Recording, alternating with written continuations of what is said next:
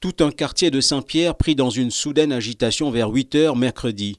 Tous les services mobilisés, police, pompiers, SAMU et même la Special Mobile Force. La plupart des usines de la zone industrielle ont évacué leur personnel, à commencer par Wöllnitz, au centre de la tourmente. C'est ici qu'est partie cette fuite de forte concentration de chlore, mais à cause de la direction du vent, ce sont les employés de Despro, à une trentaine de mètres plus loin, qui ont été les premiers à ressentir une irritable odeur chimique dans l'air. Depuis à partir de 7h30, nous trouvons que ça la fumée n'a pas sorti. Mais c'est moi, nous va se prendre en considération parce que nous ne connaissons pas si vous m'avez à risque. Alors, nous sommes tout le travail commence à descendre. Là, nous commençons à le côté, nous travaillons, on a peu tombé et que ça produit chimique flamme.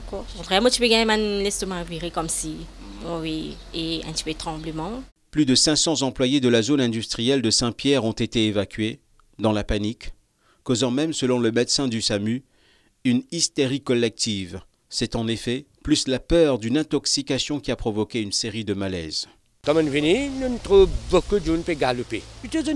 Vous connaissez une panique, une sorte de panique. Moi, depuis que je suis venu, j'ai environ 15 à 18 personnes à l'hôpital. Nous avons notre premier soin, mais c'est OK, mais j'ai pas un problème. Je dis, bon, les autres à l'hôpital, pour être un petit peu, approfondir, faire un test extrait, tout ça. La direction d'Associated Textiles, l'usine d'à côté, avait fort à faire pour rassurer ses employés et les évacuer graduellement.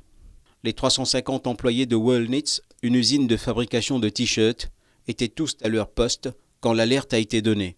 La cause de tous ces ennuis, une vieille bonbonne d'environ 70 kg, présente à proximité de cette petite station de traitement d'eau. Elle est là depuis longtemps, personne ne savait pourquoi, personne non plus ne pouvait soupçonner que cette vieille bouteille, rongée par la rouille, contenait une forte concentration de chlore. Tout le temps, tout ça une bonbonne qui est dans la cour pour que nous avons un système de l'eau, que nous purifions de l'eau. Nous ne connaissons pas pour ça là. Depuis nous connaissons l'île une bonbonne pour la zone. Et nous tous nous pensons une bonbonne vide qui là. Nous ne connaissons pas qui se contenait. Pas de crainte, non, rien là. Outre les services de santé et la police, les pompiers ont été sous haute pression. Première opération, inonder la zone de fuite. Pour cela, il a fallu enfiler des combinaisons spéciales et faire appel aux hommes les mieux entraînés pour ce genre de situation. Le chlore commence toujours à évaporer, le gaz peut sortir dans l'atmosphère et nous, ce qui nous fait un spraying là, pour qu'il nous empêche ce gaz-là aller dans l'atmosphère.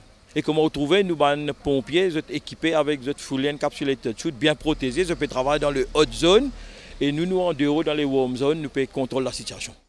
À 16h et donc 8 heures après, les pompiers arrosaient encore la zone dangereuse.